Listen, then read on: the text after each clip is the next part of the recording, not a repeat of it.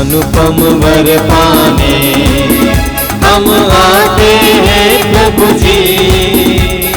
दाता है दयालु बड़े, अपना ले हमें प्रभु जी। अनुपम वर पाने हम आते हैं प्रभु जी। दाता है दयालु बड़े, अपना ले हमें प्रभु जी।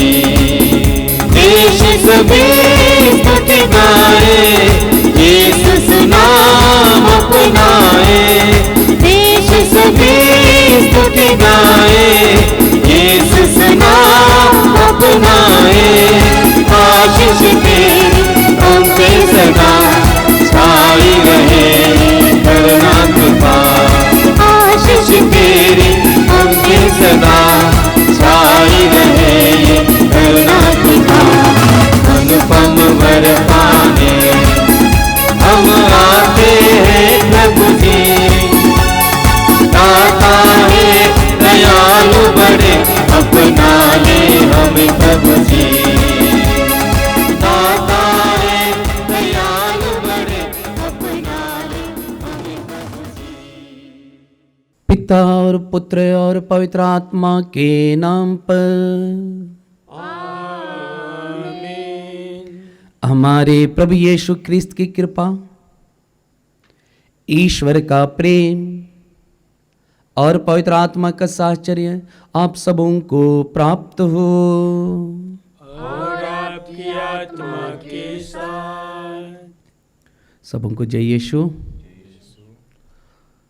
क्रिस्त में प्रिय विश्वासी भाई और बहनों, आज माता कलसिया चालीसा का दूसरे रविवार में प्रवेश करती है।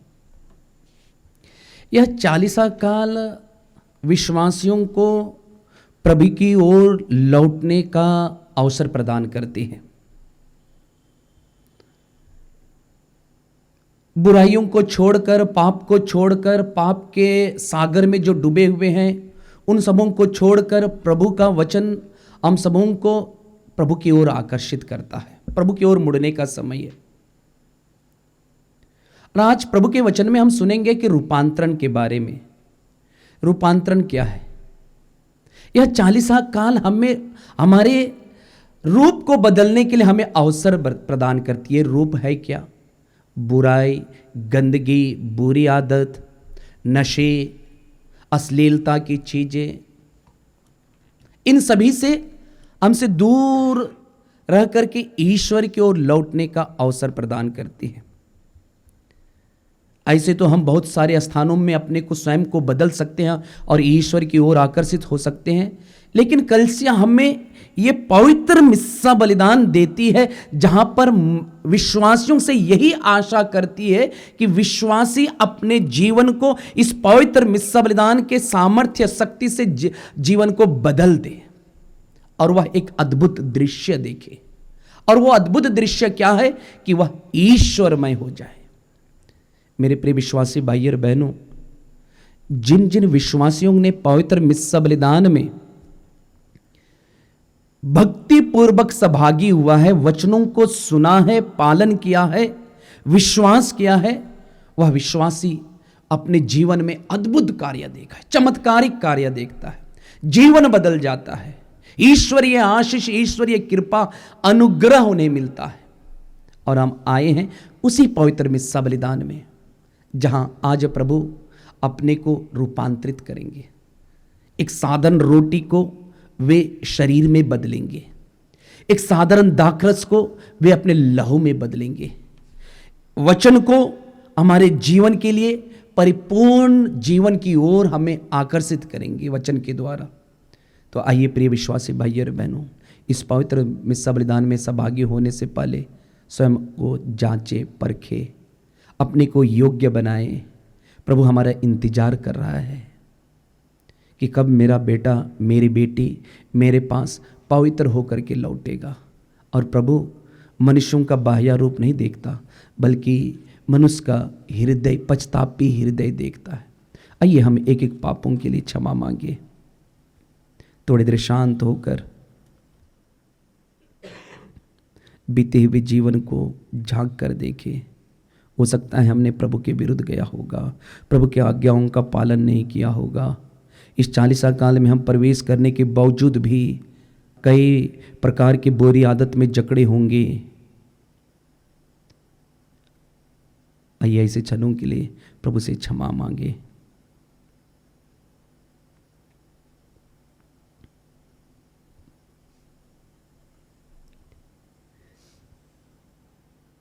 हे भाई और बहनों, मैं सर्वशक्तिमान ईश्वर और आप लोगों के सामने स्वीकार करता हूँ कि मैंने मन, वचन और कर्म से अपना कर्तव्य पूरा न करने से, अपने कसूर से, अपने भारी कसूर से घोर पाप किया है। इसलिए मैं नित्य कुंवारी धन्य मरियम से, सब स्वर्गदूतों, संतों और आप लोगों से, हे भाई और बहनों, विनती करता हूँ कि आप लोग मेरे लिए प्रभु ईश्वर से प्रार्थना करें। सर्वशक्तिमान ईश्वर हम लोगों पर दया करे और हमारे पाप क्षमा कर हमें अनंत जीवन प्रदान करे। आमीन। आइए हम सब एक एक पापों के लिए पछताप करते हुए दया याचना का गीत गाएंगे। दया करो प्रभु हे मेरे नाथ, कृपा करो प्रभु हे मेरे नाथ। दया करो प्रभु हे मेरे नाथ, कृपा करो प्रभु हे मेरे नाथ। तुम्हारी करुणा प्रेम शांति मेरे सारे पाप हरे। तुम्हारी करुणा प्रेम शांति मेरे सारे पाप हरे। मेरे ईश्वर मुझे बचाओ, मेरे ईश्वर मुझे बचाओ। मन मेरा निर्मल कर दो, मन मेरा निर्मल कर दो। मुझ पर अपनी दया करो, दया करो प्रभु हे मेरे नाथ। कृपा करो प्रभु हे मेरे नाथ, कृपा करो प्रभु हे मेरे नाथ। हम प्रार्थना करें।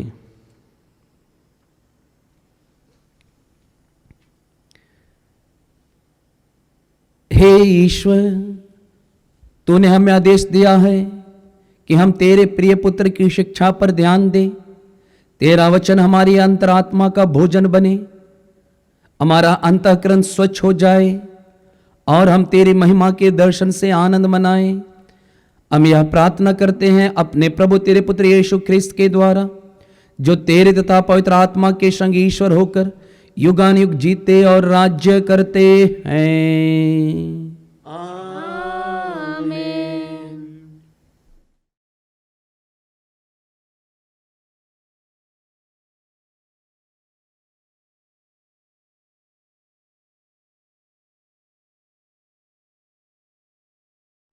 प्रभु आपके हृदय और जीवा को शुद्ध करे, जिससे आप प्रभु के पवित्र वचनों की घोषणा कर सके, पिता और पुत्र और पवित्र आत्मा के नाम पर।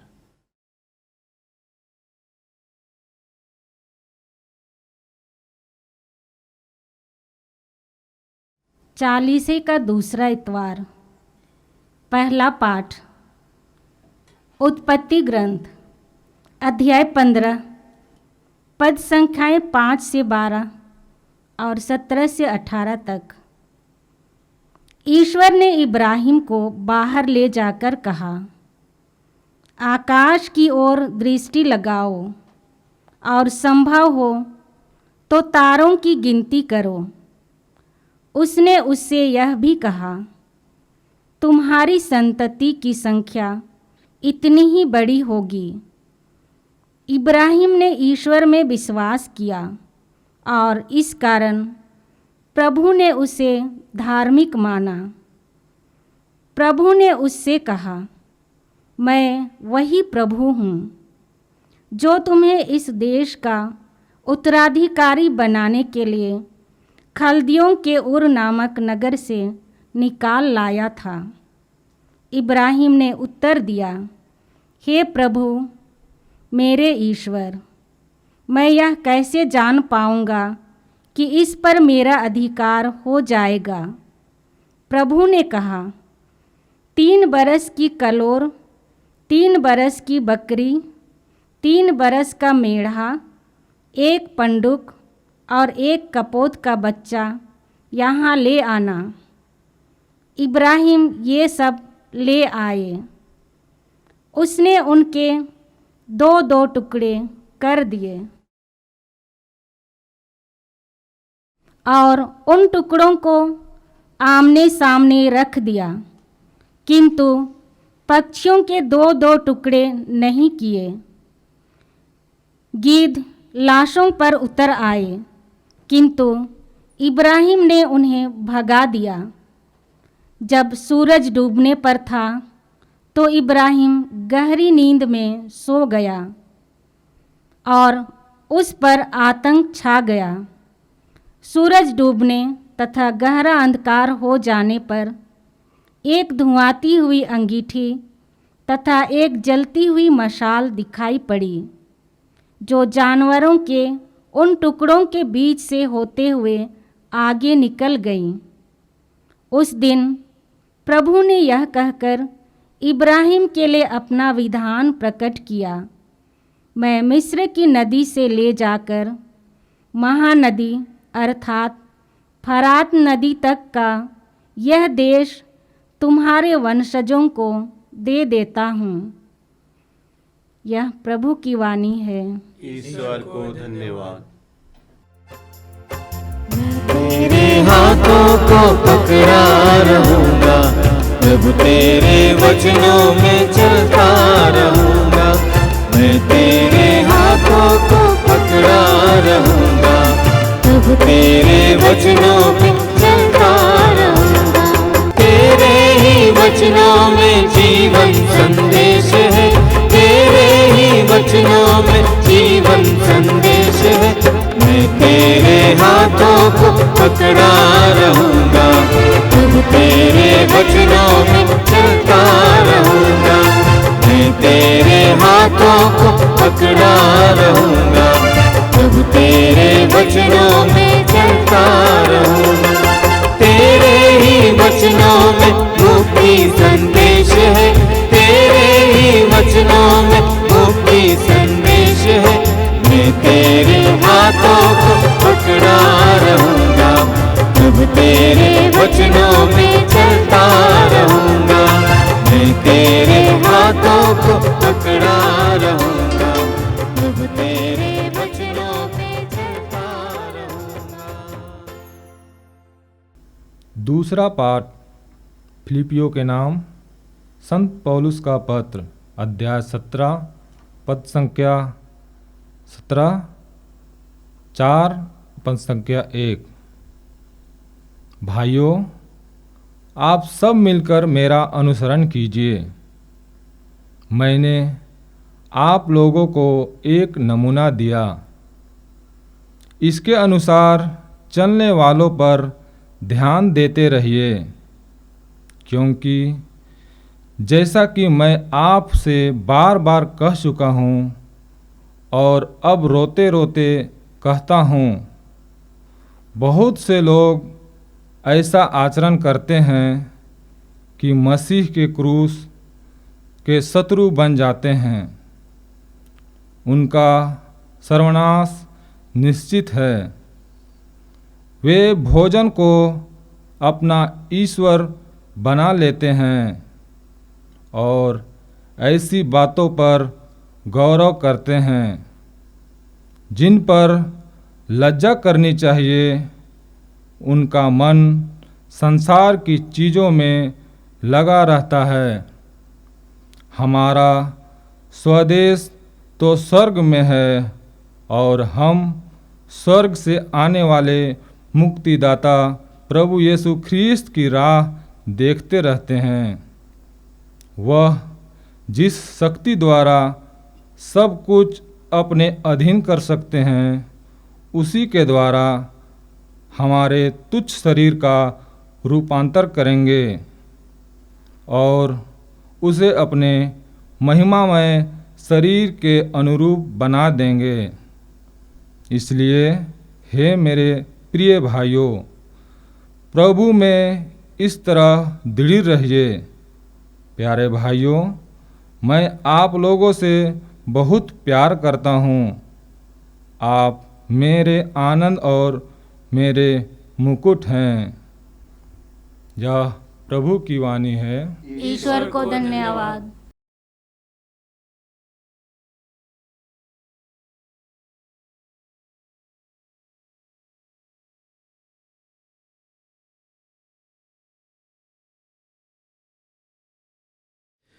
प्रभु आप लोगों के साथ हो और आपकी आत्मा के साथ। संत लूकस के अनुसार पवित्र सुसमाचार। हे प्रभु तेरी महिमा हो।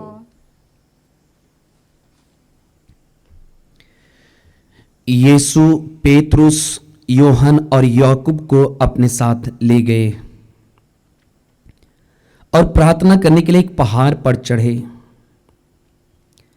प्रार्थना करते समय यीशु के मुखमंडल का रूपांतरण हो गया और उनके वस्त्र विद्युत की तरह उज्जवल होकर जगमगाने लगे।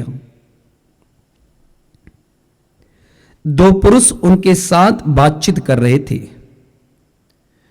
वे मूसा और इलियस थे, जो महिमा सहित प्रकट होकर यरूशलेम में होने वाली उनकी मृत्यु के विषय में बातें कर रहे थे। पेतरुस और उनके साथी जो ऊँघ रहे थे, अब पूरी तरह जाग गए। उन्होंने यीशु की महिमा को और उनके साथ उन दो पुरुषों को देखा। वे विदा ही हो रहे थे कि पेतरुस ने यीशु से कहा, गुरुवर, यहां होना हमारे लिए कितना अच्छा है। हम 3 तंबू खड़ा कर दे, एक आपके लिए, एक मूसा और एक इलियस के लिए। उसे पता नहीं था कि वह क्या कर रहा है। वह बोल ही रहा था कि बादल आकर उन पर छा गया और वे बादल से घिर जाने के कारण भयभीत हो गए। बादल में से यह वाणी सुनाई पड़ी, यह मेरा परम प्रिय पुत्र है, इसकी सुनो। वाणी समाप्त होने पर यीशु अकेले ही रह गए। शिष्य चुप रहे। उन्होंने जो देखा था उसके विषय में उस समय किसी से कुछ भी नहीं कहा।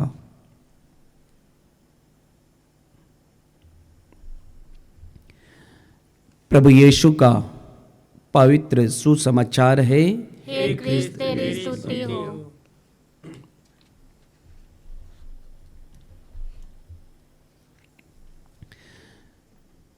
प्रभु यीशु क्रिस्त में मेरे प्रिय विश्वासी भाइयों और बहनों, एक साधारण मनुष्य के लिए एक अद्भुत चीज क्या हो सकती है?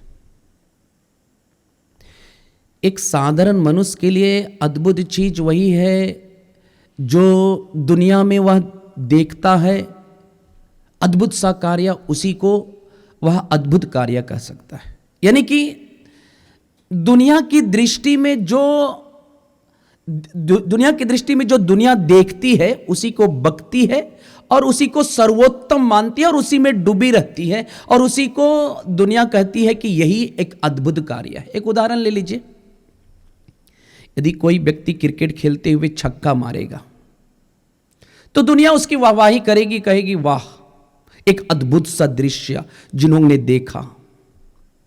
एक दूसरा उदाहरण ले लीजिए, सर्कस में। सर्कस बहुत सारे लोग देखने जाते हैं। सर्कस में अद्भुत सा कार्य व्यक्ति जब अपने शरीर को मोड़ता है, तोड़ता है और लोगों के लिए यह दृश्य एक अद्भुत सा होता है और लोग उस दृश्य को देखकर ताली बजाते हैं और उनका गुणगान करते हैं, उनकी प्रशंसा करते हैं और उसी में बहुत सारे लोग उसी में डूबे रहते हैं। यह तो हो गया दुनिया की दृष्टि में, संसार की दृष्टि में। लेकिन एक आध्यात्मिक दृष्टि से और ईश्वर की दृष्टि से एक अद्भुत कार्य क्या हो सकता है?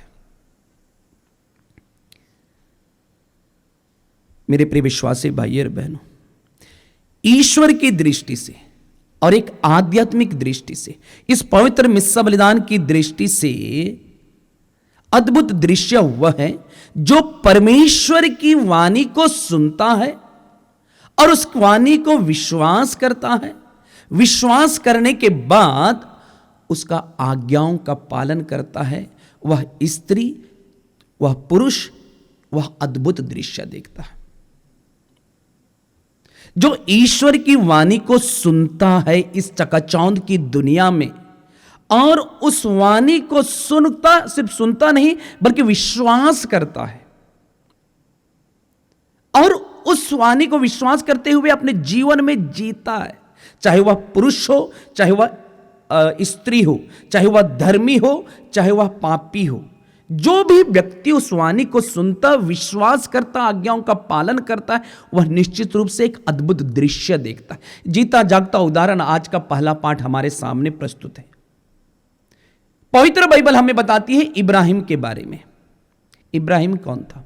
ईश्वर भक्त था, ईश्वर पर विश्वास करता था, ईश्वर की वाणी को सुना, ईश्वर की वाणी ने उससे कहा जाओ मैं तुम्हें प्रतिज्ञा देश भेजता हूं, और वह वाणी को सुना, विश्वास किया और आज्ञाओं का पालन किया।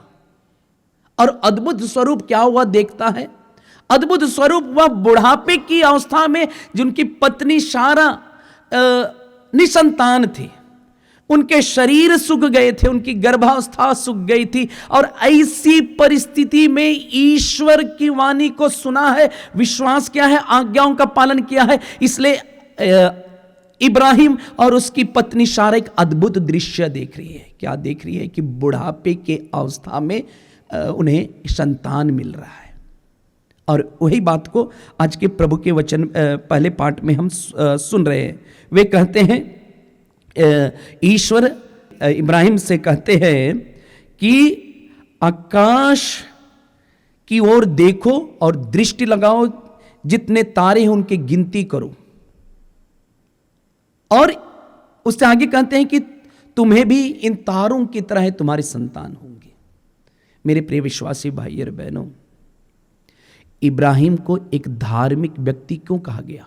क्योंकि वह प्रभु की वाणी को सुना और आज्ञाओं का पालन किया। इसलिए वे ईश्वर की महिमा बुढ़ापे की अवस्था में देखते। और प्रभु यीशु ने कहा है कि यदि तुम विश्वास करोगे तो ईश्वर की महिमा देखोगे। और मेरे प्रिय विश्वासी भाई और बहनों, संत पौलुस इस बात को हमें बार बार हमसे वचन में कहते हैं। रोमियों के पत्र अध्याय 4 वचन संख्या 4 में हम पढ़ते हैं, जहां कहता है जो कर्म करता है उससे मजदूरी अनुग्रह के रूप में नहीं बल्कि अधिकार के रूप में मिलती है। बहुत सुंदर वचन है।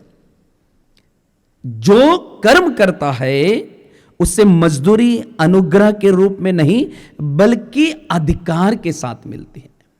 और ये संत पौलुस कौन था? संत पौलुस आप जानते हैं, संत पौलुस पवित्र बाइबल हमें बताती है कि यीशु के शिष्यों को सताता था, विश्वासियों को सताता था, उनके अंदर में शिष्यों को धमकाने तथा मार डालने का धुन उस पर सवार रहता था। चाहे वह स्त्री हो पुरुष हो, सबको घसीट करके बंदीगिरी में डालने वाला व्यक्ति। हम पवित्र बाइबल में पढ़ते हैं कि वही पौलुस, जिसका नाम पहले सौल था, वे यात्रा करते हैं दमिश्क की ओर। जब वे यात्रा करते हैं और यात्रा के दौरान उनके जीवन में अद्भुत सा घटना घटती है। कौन सी अद्भुत घटना घटती है? कि उनके चारों ओर आकाश से एक सूर्य, एक ज्योति चमकती है और उसके चारों ओर चमकती है, और वो ज्योति इतनी भयानक रही कि वह घोड़े पर से नीचे गिर जाता है और वह अंधापन हो जाता है। और उस अंधापन की अवस्था में, उस परिस्थिति में ईश्वर की वाणी आकाश से सुनाई देती है, सौल सौल तुम मुझ पर क्यों अत्याचार करते हो। और यहां से संत पौलुस का जीवन बदलता है। जो उनके अंदर में क्रोध था, उनके अंदर में भक्तों को, ईश्वरीय भक्तों का अत्याचार करने का धुन सवार था, वो बदलता है। वे रूप को बदलते हैं। ईश्वर की वाणी उससे बदलती है। ईश्वर की वाणी उनके जीवन को बदलता है और वह भी प्रभु की ओर वापस लौटता है। और इसी बात को आज के दूसरे पाठ में हम सुन रहे हैं। दूसरा पाठ जो फिलिपियों के पत्र से लिया गया है, जिसमें हम सुन रहे हैं कि उसमें संत पौलुस क्या कह रहे हैं? संत पौलुस कह रहे हैं कि आप लोगों के लिए एक नमूना मत दिया गया है, उस नमूना को ध्यान दो। कौन सा नमूना? वे कहते हैं कि आप लोगों में से कुछ लोगों ने भोजन ही हमें सब कुछ प्रदान करेगा। नहीं, वे कहते हैं वचन में कहते हैं, हमारा स्वदेश तो स्वर्ग है, हम स्वर्ग से आने वाले मुक्तिदाता प्रभु यीशु ख्रिस्त की राह देखते हैं। वह जिस शक्ति द्वारा सब कुछ अपने अधीन कर सकता है और उसी के द्वारा हमारे तुच्छ शरीर का रूपांतरण करेंगे। मेरे प्रिय विश्वासी भाई और बहनों, हम सब जानते हैं प्रभु यीशु क्या कहते हैं। प्रभु यीशु भी कहते हैं, यूहन्ना के सुसमाचार में हम पढ़ते हैं, यूहन्ना हमें बताते हैं अध्याय 8 वचन संख्या 14 और 23 में हम पढ़ते हैं, वे कहते हैं कि यीशु कहते हैं, मैं जानता हूं कि मैं क्यों आया हूं इस संसार पे और मुझे कहां जाना है। मैं जानता हूं कि मैं कहां से आया हूं। मैं जानता हूं कि आप लोग नीचे के हो, मैं ऊपर का हूं। आप लोग संसार की चीजों की खोज मैं इस संसार का नहीं हूं, मैं ऊपर से आया हूं। और उसी प्रभु यीशु का जिक्र आज के सुसमाचार में रूपांतरण के रूप में हमारे सामने संत लूकस प्रस्तुत करते हैं। ये रूपांतरण में हम क्या देख रहे हैं? रूपांतरण में हम देख रहे हैं कि यीशु अपने शिष्यों 3 शिष्यों को, पेतरुस, याकूब और योहन को लेके गए हैं पर्वत पर और वे प्रार्थना में लीन है। प्रार्थना के दौरान क्या हो रहा है, कुछ ध्यान से सुनिएगा। वे प्रार्थना में हम देख रहे हैं 3 चीज घट रही है। प्रथम है कि ये प्रार्थना के दौरान यीशु का मुखमंडल का रूपांतरण हो रहा है। और दूसरी घटना हम देख रहे हैं, उसके वस्त्र उज्जवल होकर ऐसे जगमगा रहे हैं, ज्योति भी उसके सामने फेल है। और तीसरी घटना हम देख रहे हैं कि यीशु इलियस और मूसा से बातचीत कर रहे हैं। उसमें कौन सा विषय में बातचीत कर रहे हैं? वे यरूशलेम में होने वाले यीशु मसीह के मृत्यु के विषय में वे बातचीत कर रहे हैं। और वचन हमें बता रहा है, इस ऐसी अवस्था में ये शिष्य लोग सो रहे हैं। वचन सुनिएगा, वचन कहता है कि पेतरुस और उनके साथी जो ऊँग रहे थे। आजकल हमारे कलीसिया में भी बहुत सारे लोग सोते हैं।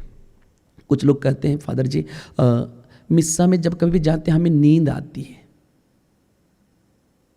बहुत सारे लोग ऐसे सोते हैं क्योंकि हम प्रभु की वाणी को सुन नहीं पाते हैं, प्रभु की वाणी पर विश्वास नहीं करते हैं। तो हम कैसे अद्भुत दृश्य देखेंगे? हम सोते ही रहेंगे। वचन हमें बताता है, जब वे लोग सो रहे थे, उन्होंने जागा, एक अद्भुत सा दृश्य देखा। क्या दृश्य देखा? वे अद्भुत सा दृश्य देखे और वे लोग आनंद से भर गए। ये शिष्य लोग आनंद से भर गए और उन्होंने एक वाणी को सुना। कौन सी वाणी को? ध्यान से सुनिएगा। बादल में से यह वाणी सुनाई पड़ी, यह मेरा परम प्रिय पुत्र है, तुम इसकी सुनो। बहुत सारे लोग चर्च में आके सोते हैं, प्रार्थना करते तो नींद आती है, कहते हैं प्रभु की वाणी को सुनिए।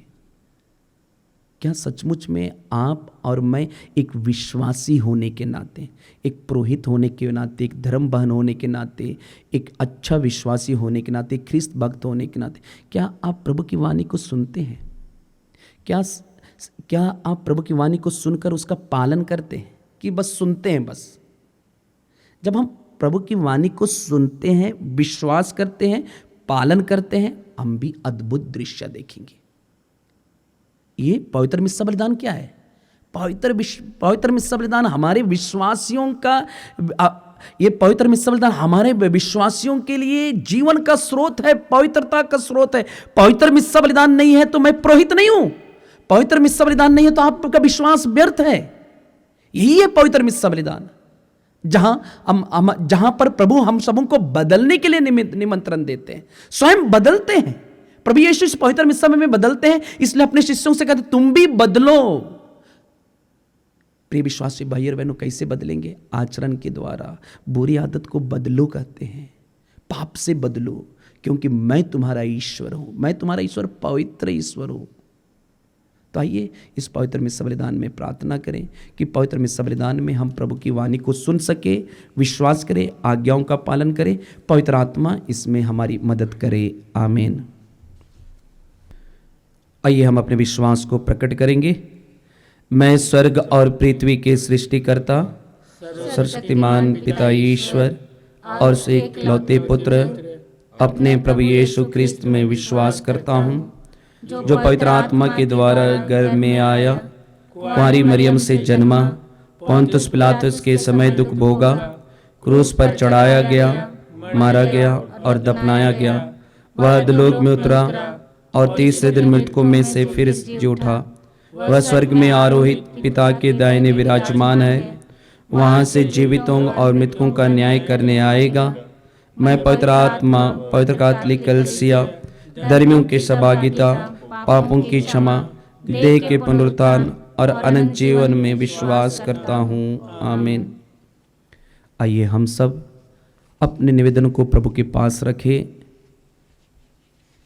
दयालु प्रभु है, वो हमारी कमजोरियों को जानते हैं, वह हमारे मुख के द्वारा हमारी कमजोरियों को सुनना चाहते हैं। तो आइए हम अपने निवेदनों को प्रभु के पास रखें और हमारा जवाब होगा, हे पिता हमारी प्रार्थना सुन। हे पिता हमारी प्रार्थना सुन। हम कलीसिया के नेताओं व अगुओं के लिए प्रार्थना करें कि प्रभु उनको पवित्र आत्मा से परिपूर्ण कर दे, ताकि वे सदैव उनके बताए मार्ग पर चलें और निष्ठापूर्वक उनके लोगों की देखरेख करते हुए उनको विश्वास, भरोसा तथा प्रेम में बनाए रखें। इसके लिए हम निवेदन करें, हे पिता हमारी प्रार्थना सुन। हम विभिन्न कारणों से निराश लोगों के लिए प्रार्थना करें कि वे सच्ची धार्मिक और आध्यात्मिक अनुभूतियों से सही विश्वास और आशा में बढ़ें। इसके लिए हम निवेदन करें, हे पिता हमारी प्रार्थना सुन। हम दुराशा पालने वालों के लिए प्रार्थना करें ताकि वे चित जाएं, प्रार्थना एवं अन्य विश्वास के कार्यों में निष्ठावान बने। इसके लिए हम निवेदन करें, हे पिता हमारी प्रार्थना सुन। हम उन लोगों के लिए प्रार्थना करें जो अपने जीवन में रूपांतरण का अनुभव नहीं करते और आध्यात्मिक जीवन में प्रगति नहीं करते। वे ईश्वर की विशेष कृपा प्राप्त करें और रूपांतरण का अनुभव करें। इसके लिए हम निवेदन करें, हे पिता हमारी प्रार्थना सुन।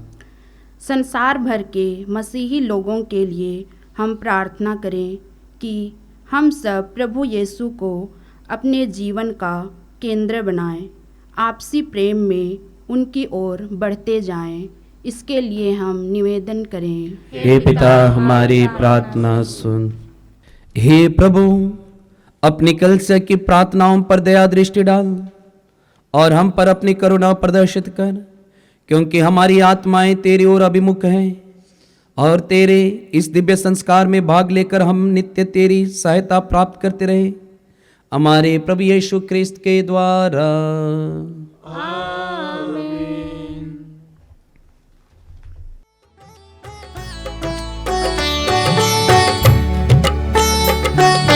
कबूल करो तुम प्रभु हमारा ये बलिदान, दया मिले हमें, मिले तेरा वरदान। कबूल करो तुम प्रभु हमारा ये बलिदान,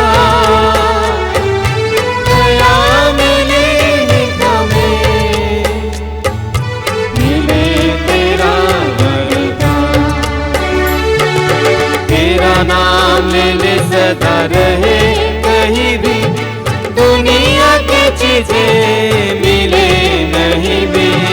तेरा नाम ले ले सदा रहे कहीं भी, दुनिया की चीजें मिले नहीं भी। कबूल करो तुम प्रभु हमारा ये बलिदान, दया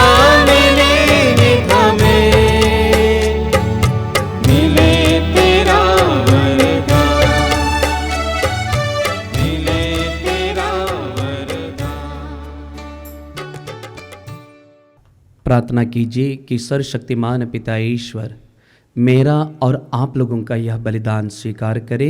प्रभु अपने नाम की स्तुति तथा महिमा के लिए और हमारे तथा अपनी समस्त पवित्र कलीसिया के लाभ के लिए आपके हाथों से यह बलिदान स्वीकार करे।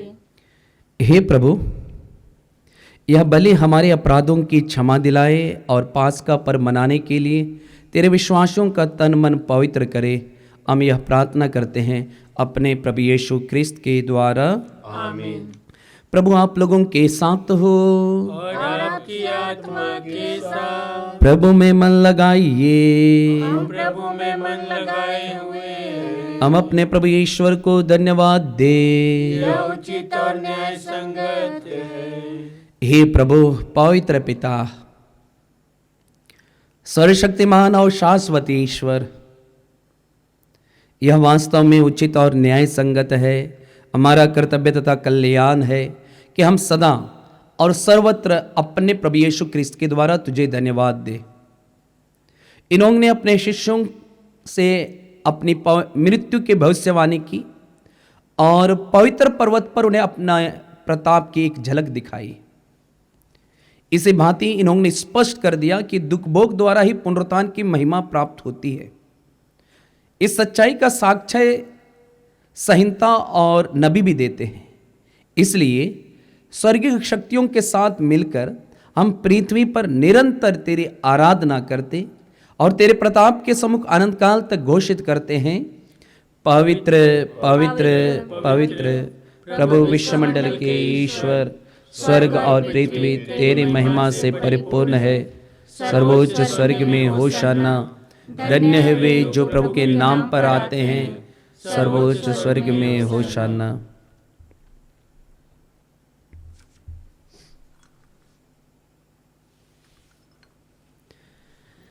हे प्रभु, तू वास्तव में पवित्र है,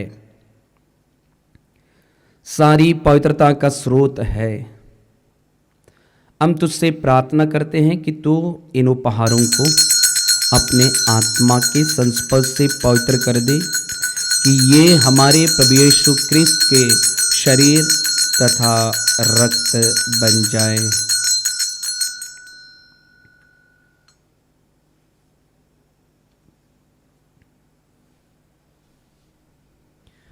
जब वे स्वेच्छा से मृत्यु के लिए सौंपे गए, उन्होंने रोटी ली, तुझे धन्यवाद दिया और रोटी तोड़कर उसे अपने शिष्यों को देते हुए कहा, तुम सब इससे लो और इसमें से खाओ, क्योंकि यह मेरा शरीर है जो तुम्हारे लिए बलि चढ़ाया जाएगा।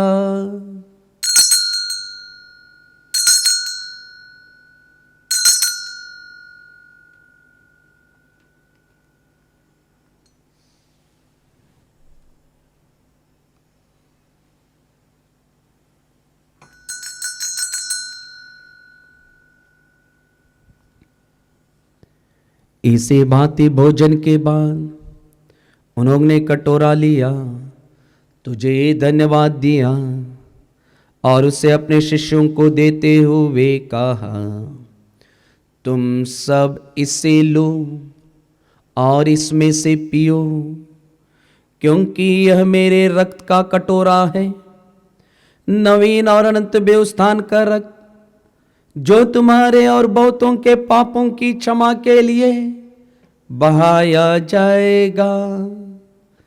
तो मेरी स्मृति में यह करो।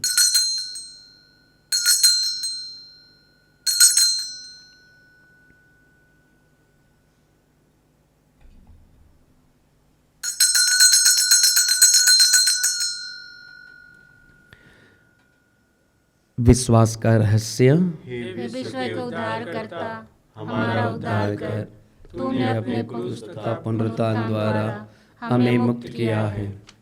इसलिए हे प्रभु, हम क्रिस्त की मृत्यु और पुनरुत्थान की स्मृति में तुझे जीवन की रोटी और मुक्ति का कटोरा चढ़ाते हैं। हम तुझे धन्यवाद देते हैं कि तूने हमें अपने सम्मुख उपस्थित होने और अपनी सेवा करने का सौभाग्य प्रदान किया है। हमारा नम्र निवेदन है कि हम सब क्रिस्त का शरीर और रक्त ग्रहण करके पवित्र आत्मा के द्वारा एकता के सूत्र में बंधे रहे। ए प्रभु, हमारे संत पिता फ्रांसिस, हमारे धर्माध्यक्ष यूजिन जोसेफ और सभी याजकों के साथ विश्व भर में फैली अपनी कलीसिया की सुधीले तथा इसे प्रेम में सिद्ध बना दे। हमारे उन भाई बहनों के भी सुधीले जो पुनरुत्थान की आशा में परलोक सिधार चुके, उन्हें और सभी मृतकों को अपने दर्शन का सौभाग्य प्रदान कर हम सब पर दया दृष्टि डाल कि हम भी अनंत जीवन के सौभागी बने। और ईश्वर की माता धन्य कुंवारी मरियम, उनके वर धन्य योसेफ, धन्य प्रेरितों तथा सब संतों के साथ जो युग युग में तेरे प्रति विश्वस्त बने रहे, तेरी स्तुति और महिमा कर सके तेरे पुत्र प्रभु यीशु क्रिस्त के द्वारा। आइए हम एक साथ त्रित्व में ईश्वर की स्तुति करेंगे।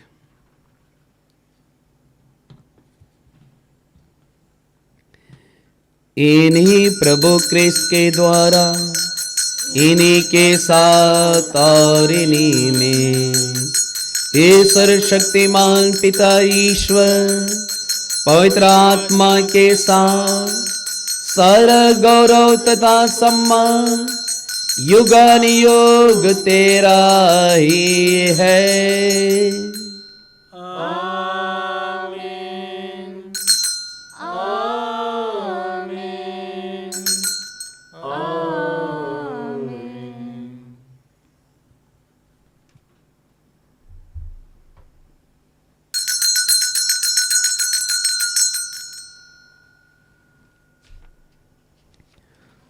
हम सब मिलकर पिता ईश्वर से प्रार्थना करें जैसे प्रभु यीशु ने हमें सिखाया है।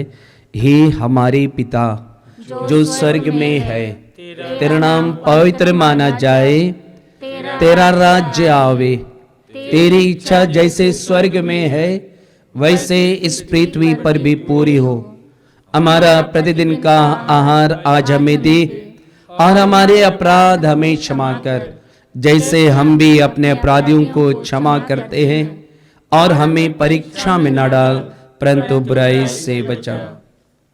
हे प्रभु, हम तुझसे प्रार्थना करते हैं कि सभी बुराइयों से हमें बचा और इस जीवन में हमें कृपा पूर्वक शांति प्रदान कर।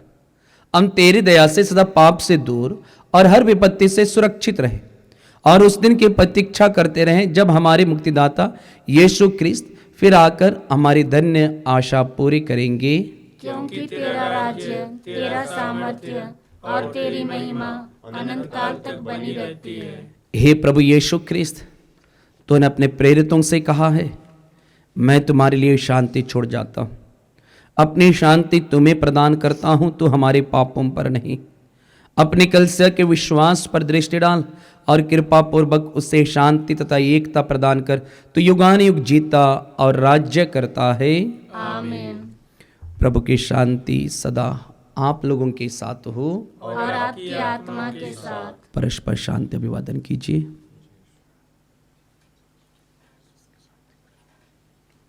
हे ईश्वर के मेमने, तू संसार के पाप कर लेता है, हम पर दया कर। हे ईश्वर के मेमने, तू संसार के पाप कर लेता है, हम पर दया कर। हे ईश्वर के मेमने, तू संसार के पाप कर लेता है, हमें शांति प्रदान कर।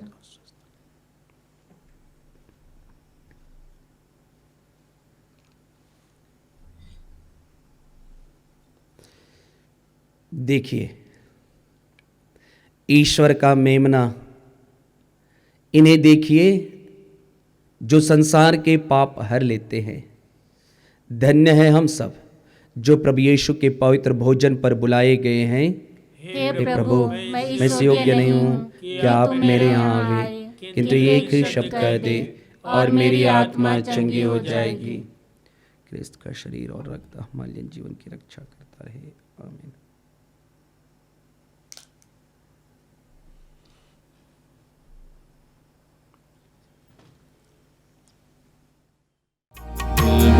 तू आजा प्रभु, दिल में तू बस जा प्रभु, जीवन की रोटी भक्तों की शक्ति, दिल में तू आजा प्रभु, दिल में तू आजा दिल में तू बस जा प्रभु, जीवन की रोटी भक्तों की शक्ति, दिल में तू आ जा प्रभु। दर्शन को तेरे कब से प्यासा, सबका सहारा बूझा न तुझसा। दर्शन को तेरे कब से प्यासा, सबका सहारा बूझा न तुझसा। दिल में तू आ जा स्वामी मेरे, दिल में भर प्रेम तेरा। तू आजा प्रभु, दिल में तू बस जा प्रभु,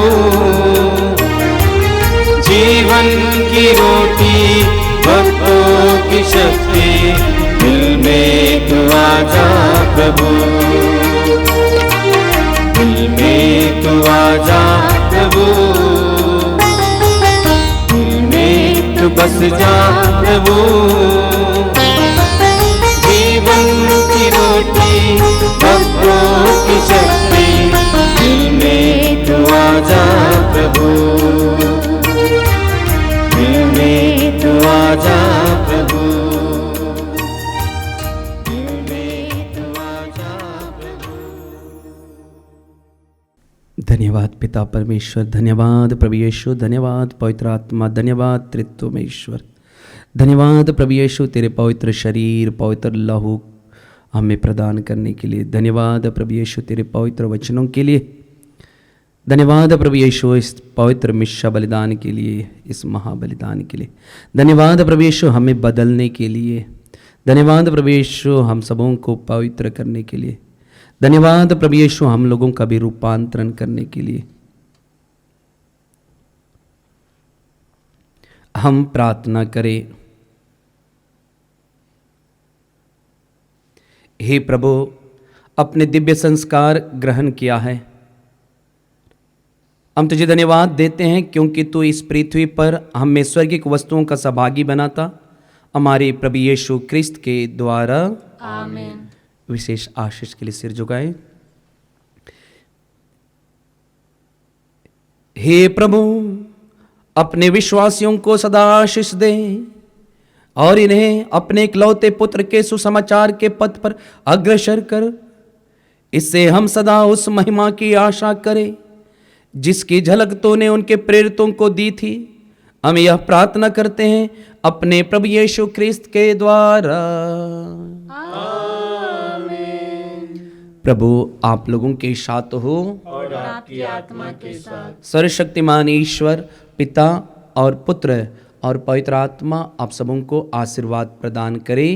आमीन। आप लोग विदा ले। प्रभु यीशु के प्रेम और शांति में जीवन बिताए। ईश्वर को धन्यवाद।